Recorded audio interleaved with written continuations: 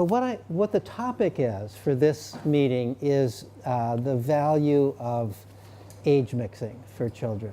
You know, one of the things that we do in our world, which I think is very unfortunate, is that we segregate children by age. We do that in school. So children are going to school in classrooms just with other children their own age.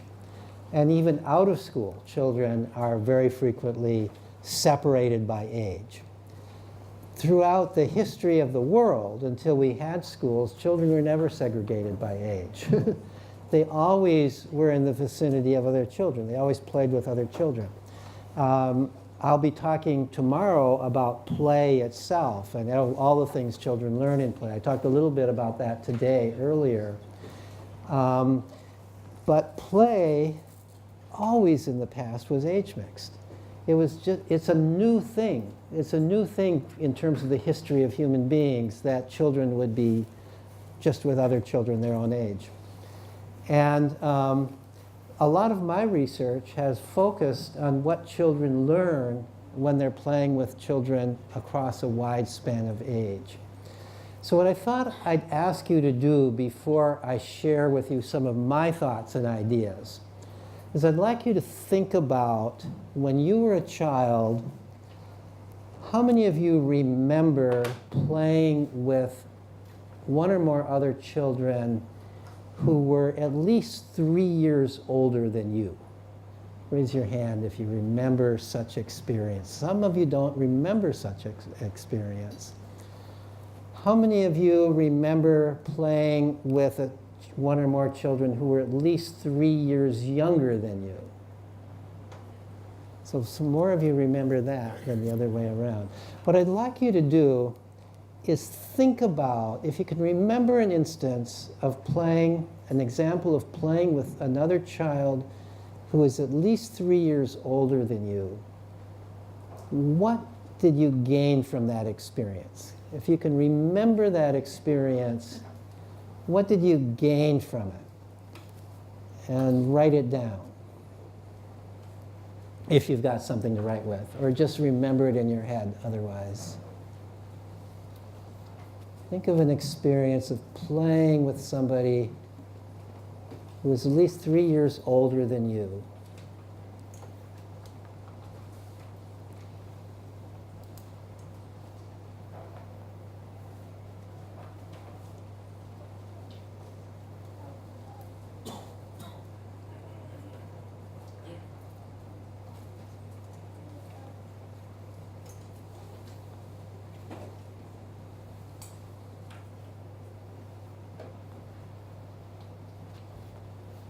Okay, so who's willing to share their memory? What your experience of playing with somebody older? Is anybody willing to say what you think you might have learned from that experience?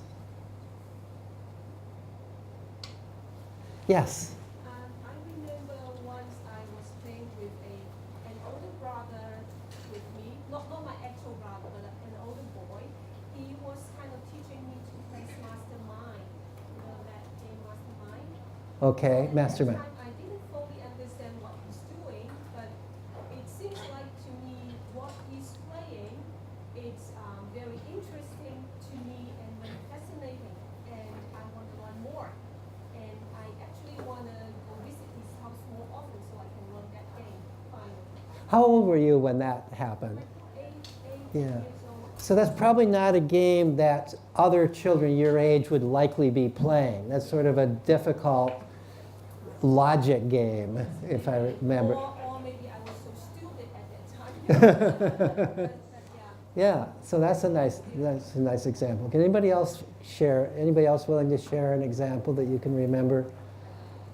Something that you would have learned from playing with somebody older than you. Yes. Yeah, I was 6 years old and went back in the United States, I think New York. And then I played with my cousin who is 7 years older than me. And he taught me, actually he did it for me to tie the string at the back of the drinking line. And then we hold the string and then we fly. So it's an experience that I still remember. So that's a good example. It's actually the only instance that I played with drinking line. Uh-huh. amount of drink, like you can't get bit tired. It's a very skillful technique. It's a good example. Anybody else willing to share an example? Well, how about now thinking of an experience where you were playing with, not just minding taking care of, but actually playing with somebody who was at least 3 years younger than you? Do you remember such an experience?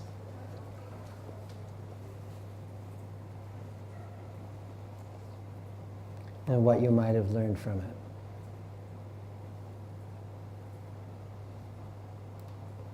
It's interesting that it is so hard to think of examples. I think that you all grew up at a time in which you were probably primarily playing with other children your own age. And if you had siblings, you might have played with them, but that hardly counts because they're siblings. Yeah, They bully you, right.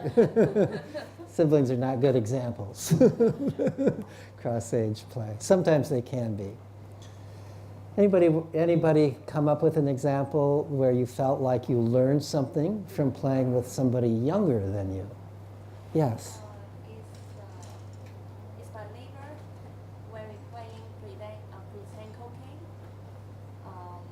She should be 4 years younger than me. Yes. And then it's hard to manage her to have a well cooking situations. Yeah.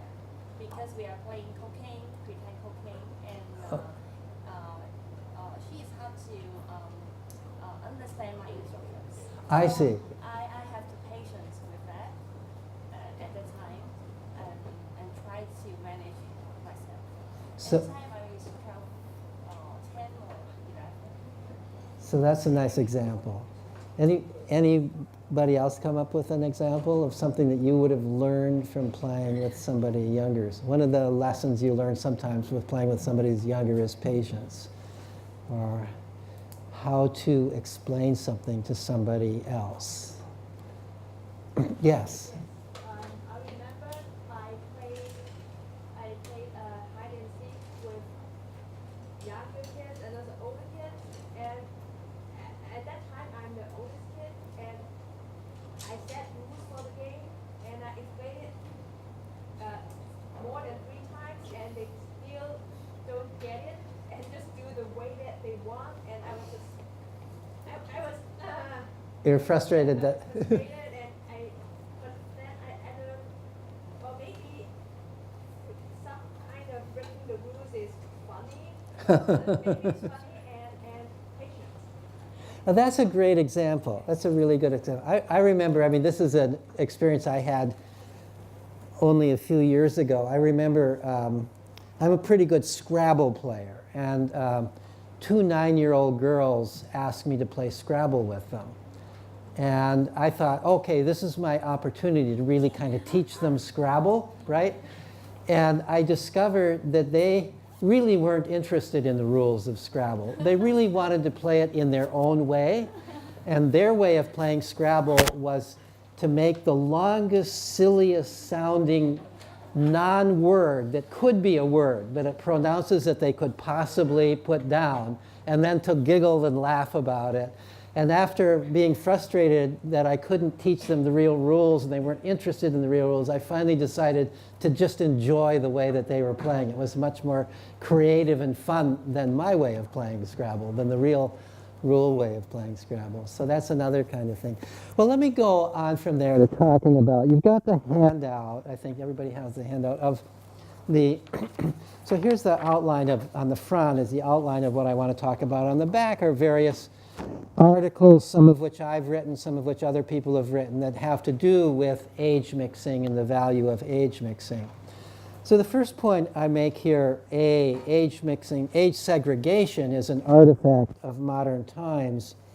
Throughout most of our experience as human beings, if you're thinking about the whole history of human beings, most of the time we were hunter-gatherers. And earlier today, I talked a little bit about some of the research I've done of interviewing anthropologists who've studied hunter-gatherer cultures.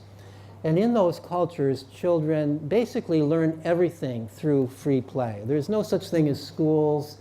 Children and even teenagers are allowed to play all day long. And they play at the very kinds of activities that are most important for them to learn. They are drawn naturally to those activities. But all of their play is in age mixed groups. There aren't even, in a hunter-gatherer band, there might only be about 10 or 15 children. And so even if you wanted just to play with other children your own age, there wouldn't be more than one or other two children your own age. So typically you're playing with children that span, maybe the group you'd be playing with might be range from age 4 to age 12, or maybe range from age 8 to age 15, because teenagers are playing also. They're also out there playing with the other children. They're still regarded as children. And so all of their play, basically all of their play is age mixing. Even if they wanted to segregate by age, they couldn't. And when I talk with anthropologists who've studied hunter-gatherers, they say that the younger children are constantly learning from the older children, and the older children are gaining also from their experiences with the younger children. And presumably, that was the normal system for play.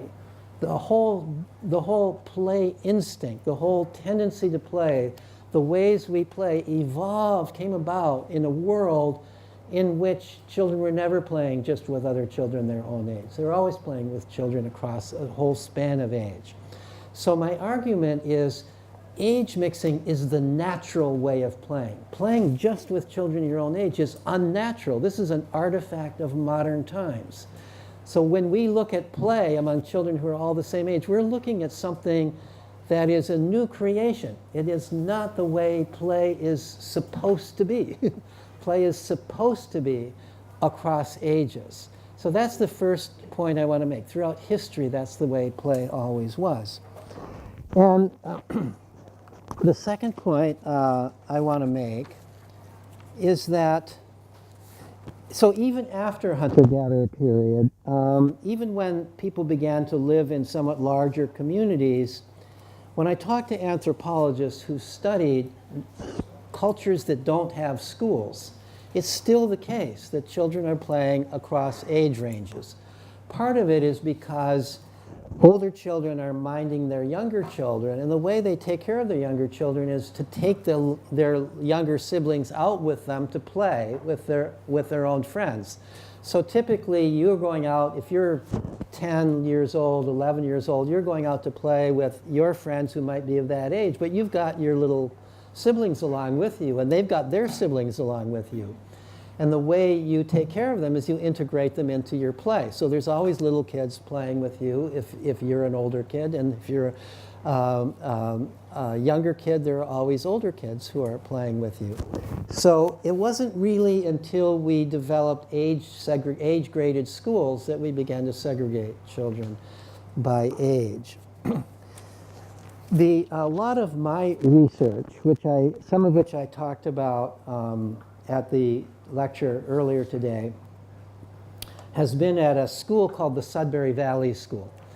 And this is a school that is as different as you can imagine from what we usually think of as school.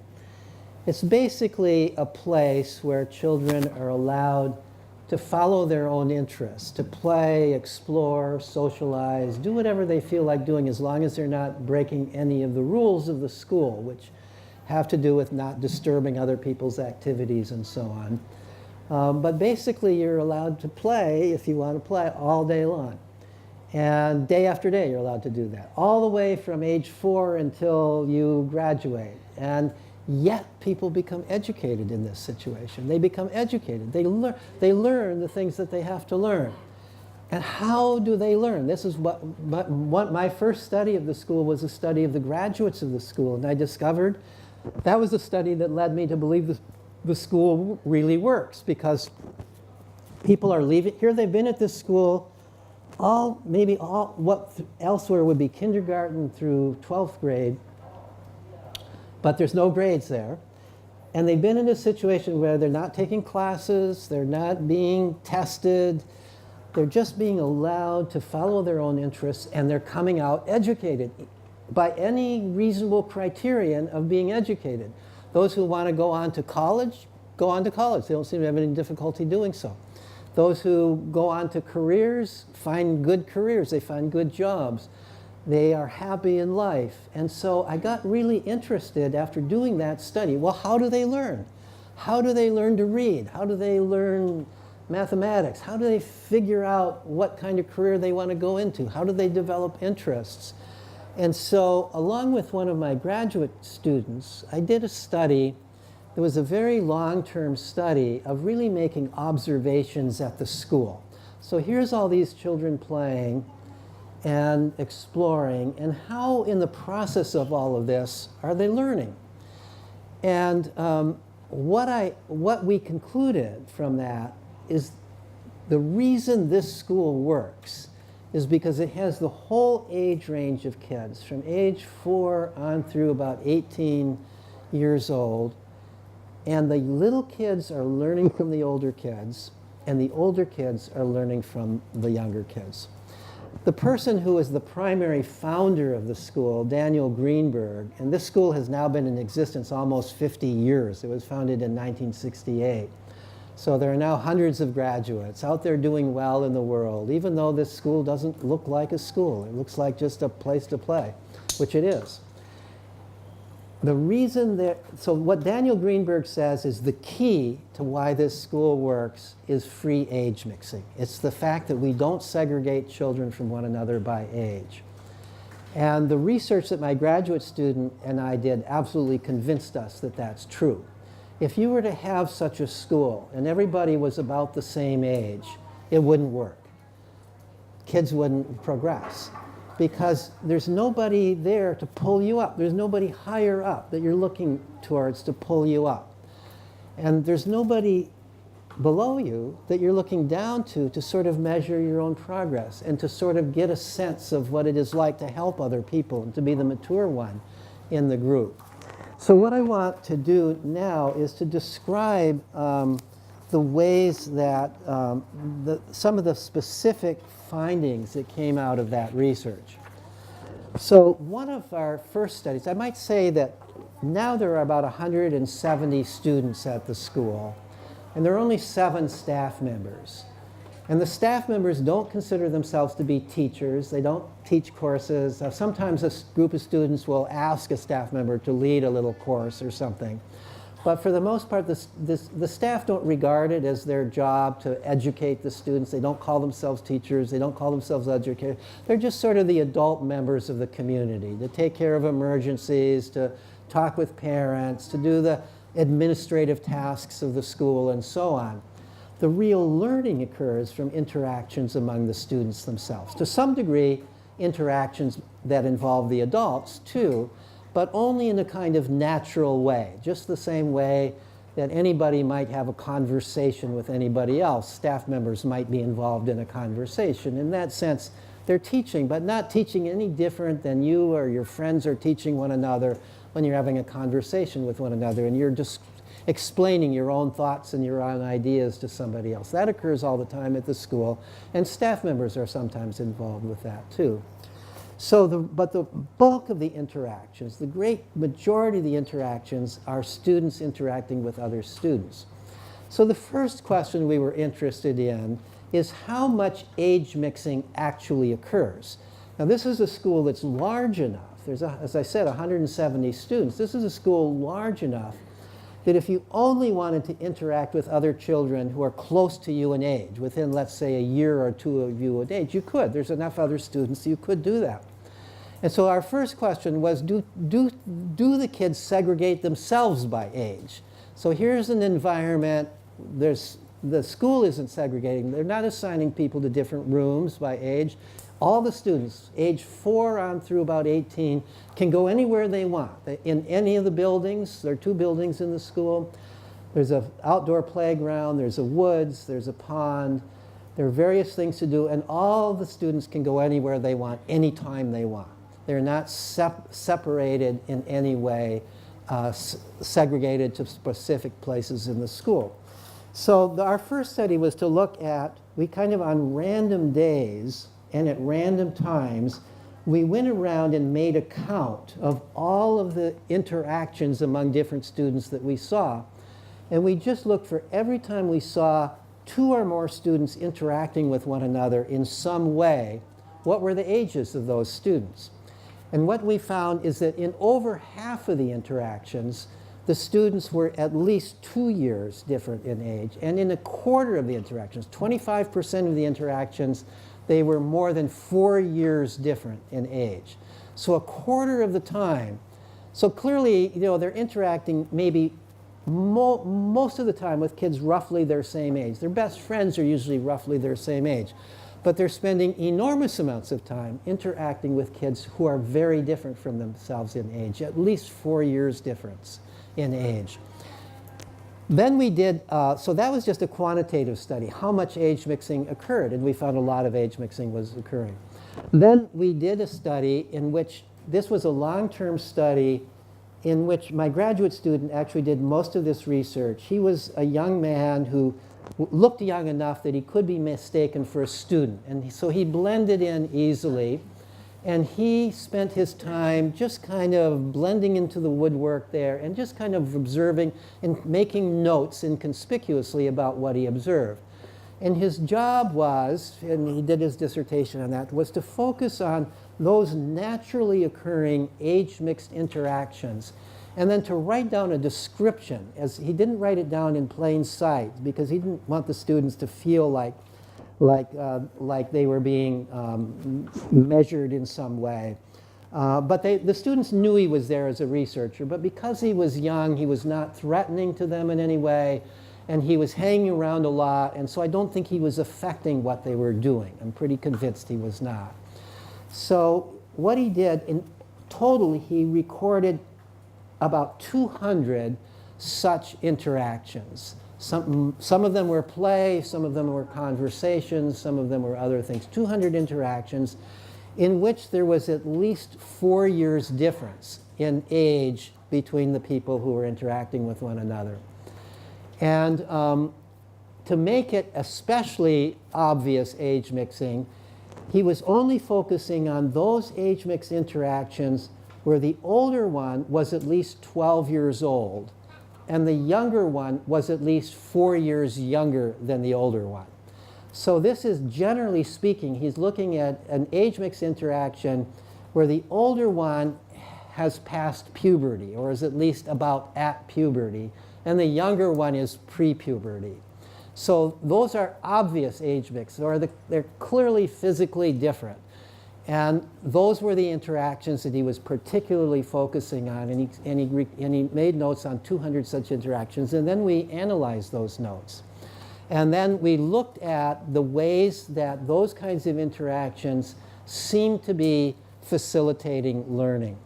And so on this handout, I've listed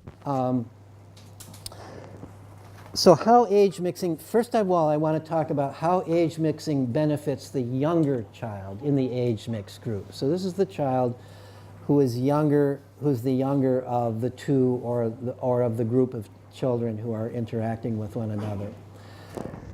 So the first point I want to make is that age mixing, as I say here, allows younger children to engage in and learn from activities that they could not do alone or just with age mates. We saw many, many examples of that. And so there are many things that, let's just to take an example, let's say that you're 4 years old. And let's say that you are in a school or a class where everybody's 4 years old. Everybody's 4 years old. And you want to have a game of catch, a simple game of tossing a ball back and forth and catching it. 2 4-year-olds can't really play catch. The reason they can't play catch is neither one can throw the ball straight enough for the other one to catch it. And neither one can run and catch well enough to catch the wild throw of the other 4-year-old. So even if they try to play, they probably wouldn't even think of trying to play catch, but even if they think of trying to play catch, they try it and it's just no fun, and they soon give it up. But now let's imagine that there's an 8-year-old in the mix, right? So you've now got a 4-year-old and an 8-year-old. The 8-year-old knows how to play catch. The 8-year-old can throw the ball gently right into the hands of the 4-year-old. So the 4-year-old has a good chance of catching it. At least sometimes the 4-year-old catches it. And the 8-year-old can also run and leap and catch the wild throw of the 4-year-old. So suddenly now, just because you have an 8-year-old there, catch becomes possible. Catch is now within the realm of things that 4-year-olds can do. If you just had 4-year-olds, it's out of the realm of things that 4-year-olds can do. So I'm using this as an example, but this kind of example applies to all sorts of activities. There was a very famous Russian psychologist, Lev Vygotsky, some of you may have heard of him, who wrote mostly in the 1920s and into the 1930s. He didn't live a long life, but he was a very keen observer of children. And he wrote about play and how children learn through play, but he also developed this idea that he called the zone of proximal development. The zone of proximal development is, he defined as those activities that a child cannot do alone or just with others who are at that child's same level, but can do with those who are more advanced in that activity. That's the zone of proximal development. So for a 4-year-old, playing catch is in the zone of proximal development. You can't do it just with other 4-year-olds, but you can do it with 8-year-olds who already know how to play catch. You can actually play a good game of catch and have fun doing it with an 8-year-old. And the 8-year-old is having fun too, by the way, because he's learning how to throw and feeling good whenever the little child catches it, and also is learning to leap and jump and stretch his own abilities in catching the wild throws of the 4-year-olds. So that's an example of the zone of proximal development. Now, another term that has come to be used in this kind of context is the word scaffolding. Scaffolding refers to the process by which the more skilled participant in an activity brings the less skilled person up to a higher level. So in this example of playing catch, the 8-year-old is scaffolding the 4-year-old's ability to play catch, is boosting that ability up by virtue of tossing it very gently into the hands, making it possible for the child to catch it, and also by virtue of running and leaping and catching. So in our studies, we saw in our observations at the school, we saw many, many examples of such scaffolding. And in fact, we came to the conclusion that almost any time there are children playing with one another who differ by that much in age, by at least 4 years in age, there's always scaffolding going on. It's always the case that in some ways the older children are bringing the younger ones up to a higher level of play than would otherwise be possible for them. So let me give a few examples of scaffolding that we observed at the school. Now, some of these examples are with younger children and didn't come from that study in which the older one always had to be over age 12. But so in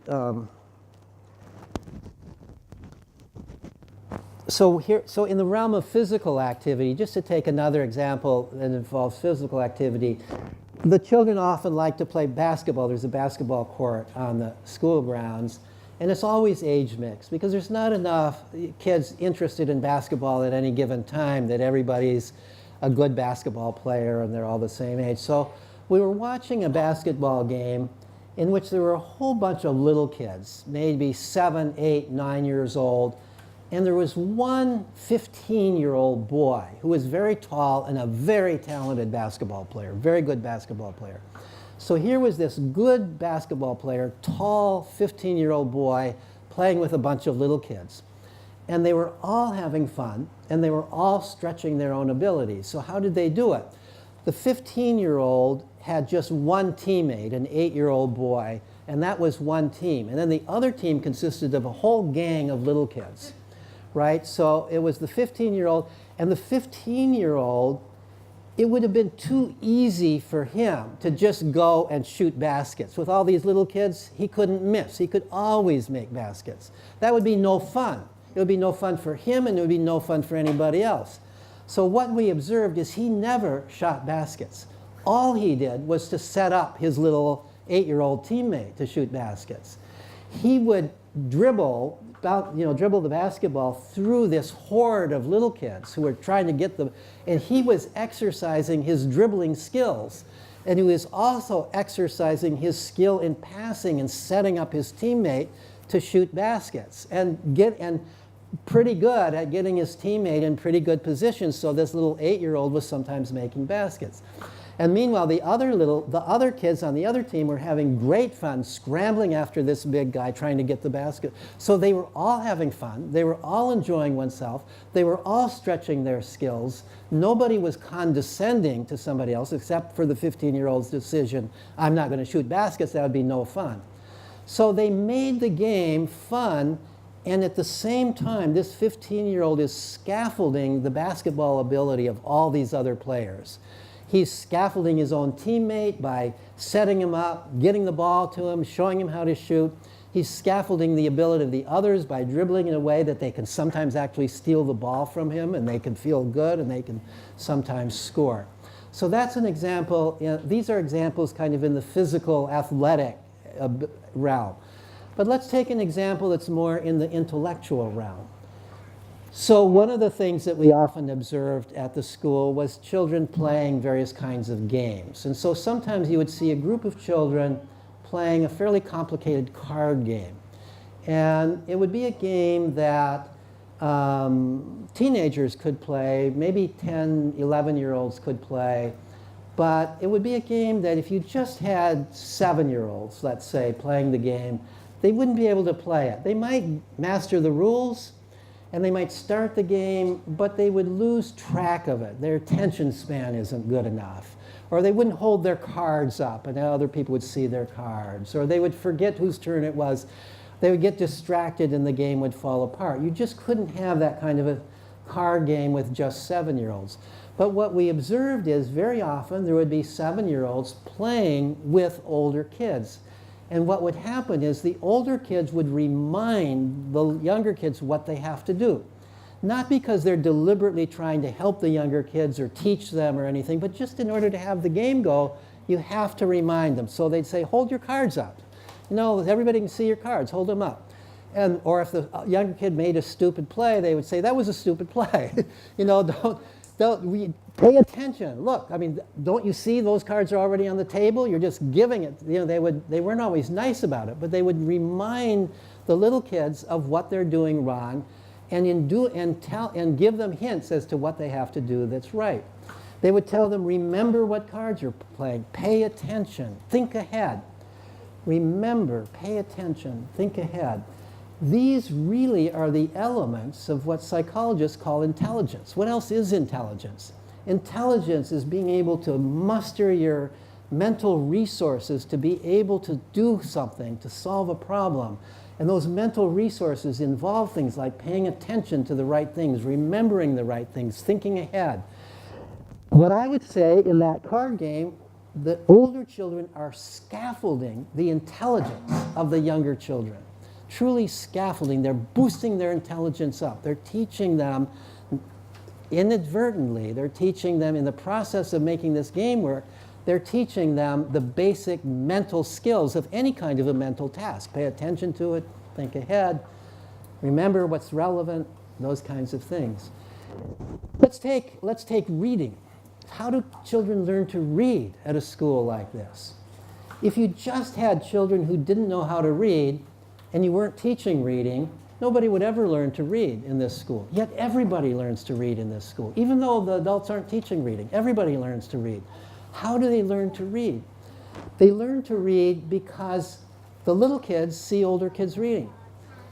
They want to read. They want to do what the older kids are doing. But also, they're playing games with older kids who know how to read.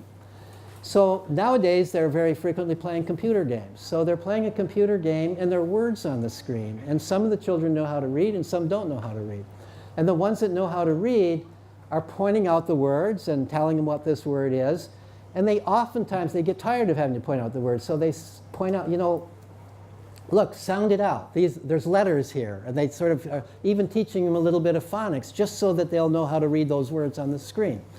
And as a result of that, the kids who are participating in this, they're being scaffolded into reading. We also find many instances at the school, teenagers love to read to little kids, and little kids love to be read to by teenagers. So you'll often see teenagers, or not even teenagers, maybe 10-year-olds sometimes, reading to little kids, and little kids are looking at the words and they're kind of memorizing the book, but at some point they are actually reading some of the words. And so in the process of all of this, just because reading is part of the environment, and they see older kids doing it, and they're participating in games that involve doing it, they're learning to read. What about numbers? What about learning to arithmetic? Well, many of the games that they're playing involve adding. You have to add up scores. Some of them involve dividing, calculating averages. Some of the computer games that they're playing involve pretty complex arithmetic. There are some games that involve calculating compound interests for your investment, or having to translate between one currency and another. And you see kids who you would think would never be able to do that, but they're doing it in the context of this game. And in some cases, they're learning to do it because they're playing this game with older kids who already know how to do that, who are explaining to them how to do it. And they're very motivated to do it because to play this game properly, and they really want to play this game, they really want to do well in this game, they need to do those calculations. Or maybe they're in the kitchen and they're cooking, and they have to cut recipes in half or 1/3, or they have to do something like that. And so an older kid who's working with them in the kitchen will explain how you do that. Or maybe they're in the woodworking shop. So we live in a literate and numerate environment. We can't get away from the written word. We can't get away from numbers. And in this environment, the children are picking up reading, and they're picking up the real use of numbers in their daily experience, and the younger children are picking it up from the older children, often in the context of play. So that's really the Vygotsky, in some of his writing, he argues that this is the primary way that children are designed to learn. They're designed to learn by interacting with older people who already know how to do something, and in the process of interacting with them, playing with them or working with them, they are learning how to do what the older one can already do. And that's just occurring all the time at this school.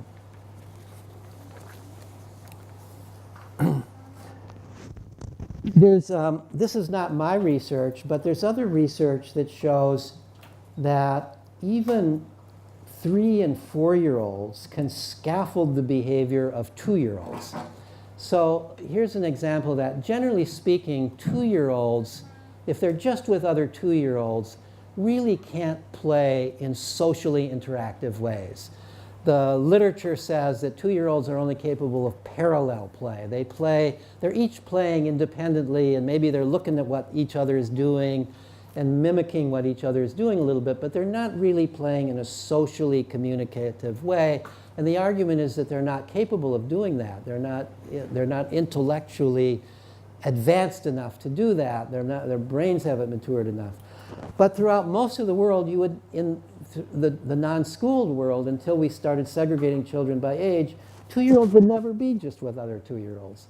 They would always be with older kids. And there are lots of research showing that when 2-year-olds are playing with, let's say, 3- and 4-year-olds, the 3- and 4-year-olds bring them into social play. They can work out a game in which they give the 2-year-old, they tell the 2-year-old what to do. They help the 2-year-old interact so that it's now truly social play. They can play a make-believe game in which one is the mommy and one is the baby, and they teach the younger one how to play it. They give clues to the younger one, so they're scaffolding. So even a 3-year-old can scaffold the behavior of a 2-year-old.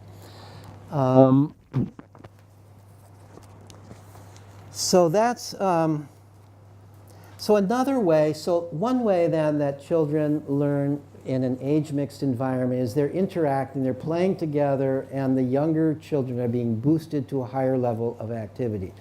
Another thing that happens in an age-mixed environment is that the younger children see the older children, what they're doing, even when they're not playing with them, even just, they're very interested in what older children are doing. One of the observations I've made at the school is that children are much more interested in what somewhat older children are doing than in what adults are doing. They're not very interested in what adults are doing.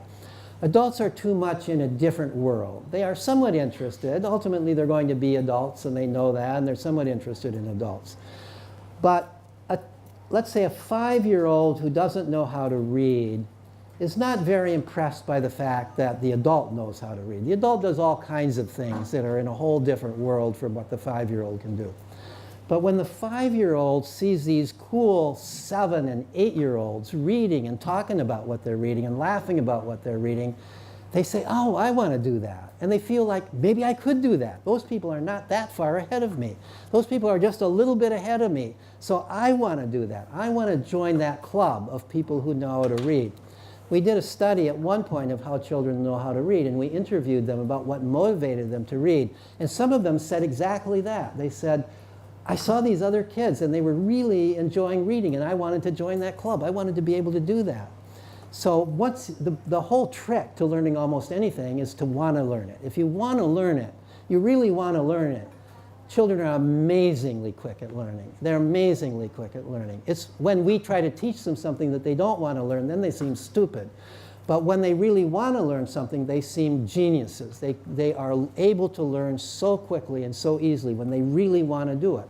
And so when the child wants to learn to read, because they're seeing all these somewhat older children having fun with reading, they learn to read very quickly.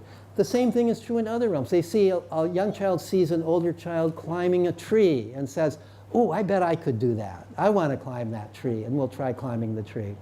I remember one instance. I was sitting out on the schoolyard, and there were two 10-year-old girls who were pretty athletic, and they were doing a lot of athletic things. And one of the things they would do, there's a very big slide at the school, in the school playground, a very tall one. And these 10-year-old girls would climb up to the top of the slide, and then they would walk down the steep slide, standing up and balancing, walking down. Well, there was a much younger girl, maybe about 6, who was watching these two 10-year-olds, and then she wanted to do it. And I was sitting there watching, and she climbed up, and she started to walk down, but not like the 10-year-olds, but very holding down, ready to grab the side if she fell. Now, what was interesting, it was not only interesting to me that here was an example of what I'm just talking about now. The 6-year-old saw the older children doing it. She wanted to do it. This was hard for her to do, and it was scary for her to do it, but she wanted to do it because she saw the older kids doing it. But the other thing that was interesting here is the two 10-year-olds tried to talk her out of it. They tried to say, you don't have to do that, this is kind of dangerous. And she couldn't be talked out of it. But the 10-year-old stood there ready to catch her if she should fall. So here we see advantage of age mixing in both directions. The younger child is doing something that's difficult and scary for her and feeling so proud when she does it. But the 10-year-olds are also practicing being caring, being protective, and gaining a sense of their own ability to be nurturing and caring of a younger child. So if they couldn't talk her out of it, at least they were going to be there to catch her if she did fall, so she wouldn't get seriously injured if she fell. So those are some of the examples of the power of just watching and listening. The other thing that happens at the school is the younger children are constantly exposed. They overhear, they listen to the conversations of older children and also of staff members. So you hear the conversations going on. And so you're 5 years old and you're listening to maybe 12 or 13-year-olds talking about whatever it is that they're talking about, and you're fascinated by what they're talking about. You're listening to them, you're getting a bigger vocabulary, you're learning some swear words, that admitted, but you're also learning some more sophisticated words than what you would learn otherwise. You're learning some more sophisticated ideas. You're hearing ideas that you would not hear if you were just with other children your own age. And you're thinking about those ideas because you're in this world where those ideas are being talked about by children who are older than you. So even when you're not playing with them, even when you're just overhearing them or watching them, you are gaining in vocabulary, you're gaining in sophistication just simply by listening to and observing. I have a friend who's an anthropologist who wrote a book about the anthropology of learning, or the anthropology of education, based on his studies of children all over the world. And his view is that the primary way that people learn everywhere is by watching and listening. People are innately attuned to especially what older children, and to some degree what adults are doing. And they are watching them intently and learning from them all the time. Unfortunately, we deprive our children of a lot of the opportunity to do that by segregating them by age. So,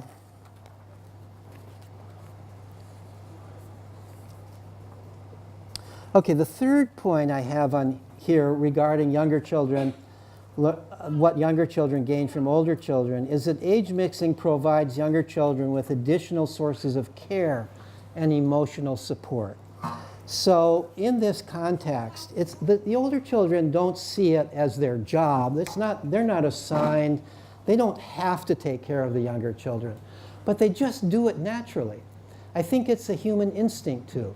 When you're around younger kids, you just automatically feel like some responsibility for them, that they don't get hurt, that if they're crying, that you try to figure out what's wrong and try to solve their problem. Or if they get into a little fight, two little kids get into a fight, you try to break it up and solve the problem for them so that they don't hurt one another, or try to resolve the problem.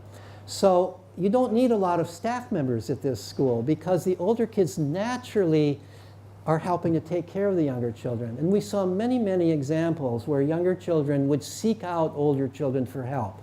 Maybe the younger child lost his shoes, can't find his shoes. And so he asks an older child to help.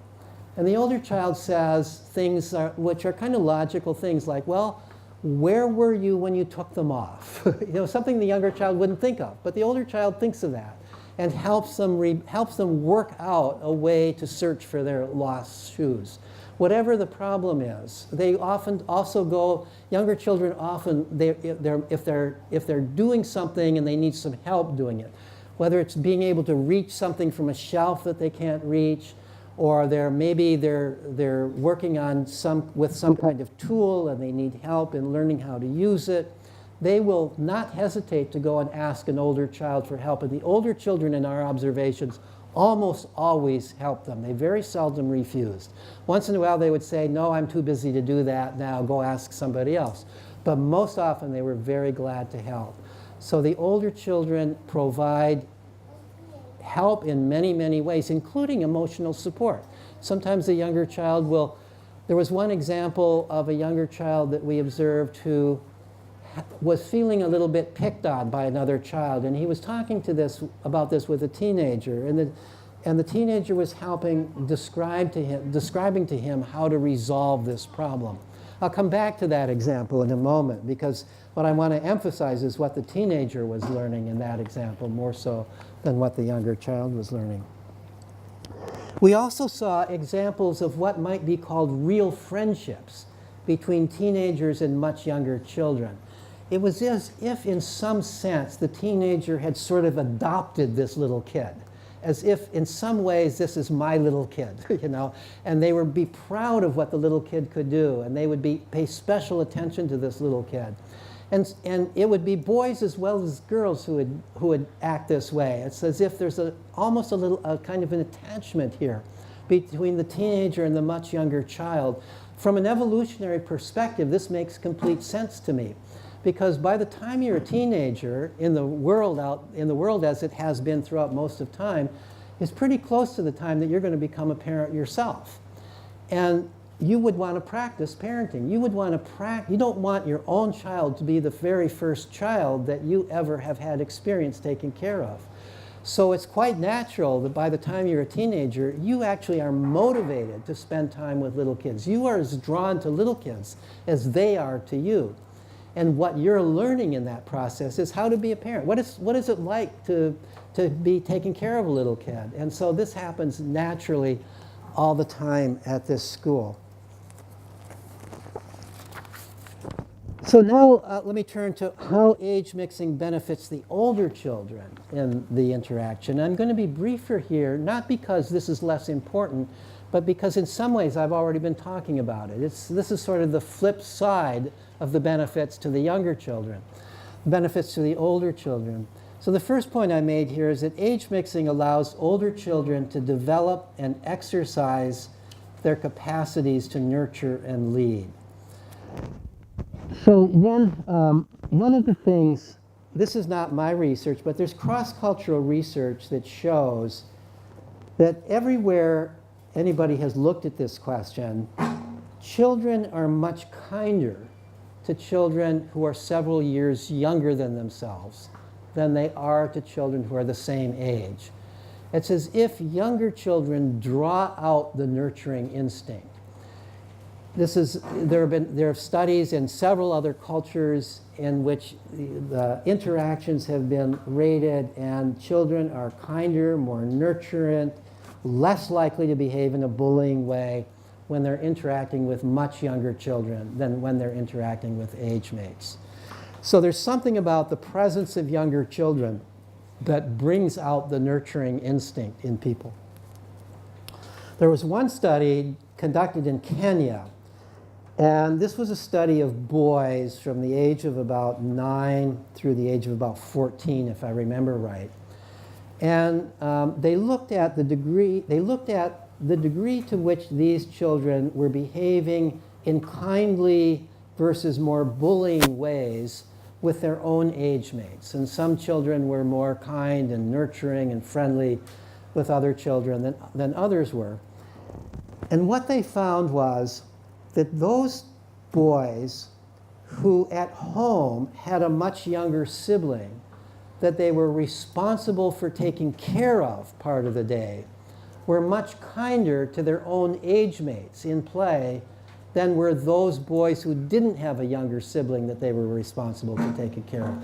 This is a culture where normally it would be the older sister who takes care of the child, but these would be boys for who, in a family where there wasn't an older sister. So they had to take care, they had to do babysitting for their younger sibling. And the finding was that those who were doing babysitting for a younger sibling were known in the community as kinder, even in interactions with their own age mates. So something about this nurturing quality that gets brought out by being responsible for a younger child, something about that generalizes. So you become more nurturing to everybody, even to your own age mates.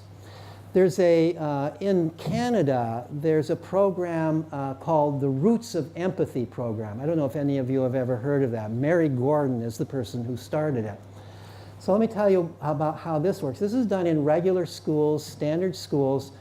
The initial purpose of the Roots of Empathy program was to convince children, these were with middle school age children, to convince them that it's not a good idea to become a parent too early. That parenting is really hard, and you want to avoid getting pregnant, right? So that was the primary initial purpose of this program. And the way that the program worked is they would have a mom and her newborn baby who volunteered, who would come into the classroom maybe once a month. And so the children could see this baby developing and hear the mom talking about the baby care. And the whole idea initially was to instruct so that they would learn that it's not a trivial thing to have a baby. It's a big deal to have a baby, and you don't want to just do it unthoughtfully. But what they observed is that in those classrooms that had the root that they were bringing the baby in, the teachers began to report the kids are being a lot nicer to one another than they used to be. There's a lot less bullying going on here. not just when the baby is here, but even when the baby is not here. They're being nicer to one another. There was something about the experience of even just once a month interacting with this baby. And they sometimes they'd have the opportunity, some of them would want to hold the baby, and they cared about the baby.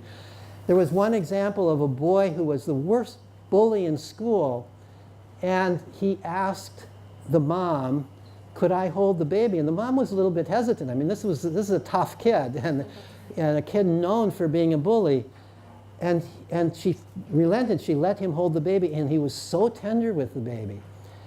And from then on, according to the report, he stopped bullying. Just that experience. Now, that's just one example, and maybe that wouldn't generalize all the time. But so this experience with a younger child, this idea that experience with a younger child sort of brings out the nurturing instinct, enhances that, and makes you a better person, even with your own age mates. And when we deprive teenagers of the opportunity to interact with little children, in some sense, we're depriving them of the opportunity to really learn kindness. Because I think it's in the context of interacting with much younger children is part of the way, maybe one of the major ways that young people learn how to be kind. So that's the second point I make here is age mixing allows older children to consolidate and expand their understanding through teaching. So this, of course, is informal teaching. This isn't like classroom teaching. They're not teaching specific lessons. But when they're interacting with younger kids, they're very frequently teaching them something. So you might have, for example, we observed many games of chess. Chess seemed to be a big game at the time that we were doing these observations. And very often you would have a much younger child and an older child playing chess together. And it was never stated that this is a teaching setup. It was stated as a game of chess, but it clearly was a teaching setup. So the way it would work is, first of all, the older child would self-handicap in some way. He would take away some of his own pieces to make it more challenging for himself and more interesting. But in addition to that, he would explain to the younger child why he was moving a particular piece the way he was moving. And he would, if the younger child made a bad move, he would point it out to the younger child and explain why. And what we observed is very often the process of trying to explain to the younger child why a particular move in chess was a bad move really led the older child to have to rethink the strategy of chess in order to make that explanation. Anybody who's been a teacher knows that you really have to understand something more deeply in order to be able to teach it than you have to understand it in order to be able to use it yourself. So many people learn chess, and they learn, you move this pawn, this is a good opening and that's a bad opening. But they don't necessarily know why. They just know that this is what you're supposed to do. Maybe they've memorized it. So they tell the younger child, okay, that move was a bad move and this would be a much better move. But the younger child, partly because the age difference isn't, and the authority difference isn't that big, asks them why. Why is that a better move? And now the older one has to think about it. I'm not actually sure why it's a better move. Let me think about it. Let me figure this out. So the older children are being challenged to be able to back up what they say, which means that they have to rethink it now at a more conscious level than they did before. That occurs not just in chess, but it occurs throughout everything that they're doing together. When the younger children are asking questions, it gets the older ones to have to think more deeply. As soon as I started teaching at the university level, especially at the time when I was much younger and I wasn't much older than the students were very ready to challenge me, which was a good thing. So, because that made me think, well, I'm not really sure. And then I would have to rethink it. I'll say, let me go look this up. Let me give that some more thought before I can answer that. So my own thinking, even though I was supposed to be the expert on this, my own thinking was advanced by interacting with people who knew less about it than I did, but who weren't afraid to ask me questions to try to understand why something was true. Or would it be true in this situation? So it becomes a back and forth dialogue in which it's not so clear who's really the teacher and who's really the learner. in a certain sense, the older child is the teacher. The older child knows more about it, and the younger child is motivated to learn something from the older child. But the older child is also learning by virtue of having to answer the questions of the younger child. So that occurs all the time in this kind of a setting. Now here's another way in which younger children are benefiting older children. You know, I said that younger children are attracted to the more sophisticated activities of older children, and they do more advanced things because of older children's presence. But older children, interestingly, are also attracted to the more spontaneous, creative, energetic things that younger children are doing. So, for example, at least in the United States, little children very often are doing creative things. They play with clay, they build with blocks, they do make-believe games, they do all these kinds of creative things. By the time you become a teenager, you sort of feel like you've outgrown that. You don't play with paints and crayons anymore, you don't play with clay, you don't build with blocks, you don't play make-believe games. You're too sophisticated for that. But here, now you're a teenager, but you're surrounded by all these little kids doing this stuff. And you almost can't help but be drawn into it. Sometimes the excuse is you're doing it with the little kids. But because there's blocks around, you find yourself building with blocks. Or there's clay around, you find yourself modeling. Or because there's paint around, you find yourself painting. Because little kids are playing make-believe games and they want you to come and be the big bad troll in the game, you decide to join them in this make-believe game. And so what I think is happening here is that the younger kids are naturally highly creative, and they are permitting and inducing the older children to maintain creativity beyond an age when they normally would have given it up. And as a consequence of that, I think many of the graduates of the school go on to be very creative people, very successful in careers that require a high degree of imagination and creativity. And I think a lot of it is because the younger children stimulate them to behave in that kind of way. So just as younger children are drawn to older children and the kinds of activities that they do, older children are also drawn to younger children. There's also many times in the school, there will be an older child who comes to the school who's been in the regular public school and who is unhappy, who is depressed, who's burned out, who feels that life is just terrible. And here they are in this school, and they're continuing to feel that way, but they're surrounded by all these little kids. And these little kids seem to think life is a lot of fun. And they're doing all these fun things. And they are asking this bigger kid to give them a piggyback ride. How can you resist? And how can you give a piggyback ride to a little kid and still think that life is terrible? So the little kids are drawing out the bigger kids who are coming to the school feeling cynical and unhappy or depressed or burned out, and the little kids are giving them life again. There's something about being around little kids that really inspires you to enjoy life because you see them enjoying life. They haven't had this joy drilled out of them. And so as a consequence, even the staff members, there's an 80-year-old staff member there, one of the founders of the school. He still is like a kid in many, many ways, and he claims it's because he's surrounded by these kids. He's surrounded. He can't, he's still creative and spontaneous and does new things that most people would have long given up well before the age of 80. So that's another advantage to the older kids of having younger kids there.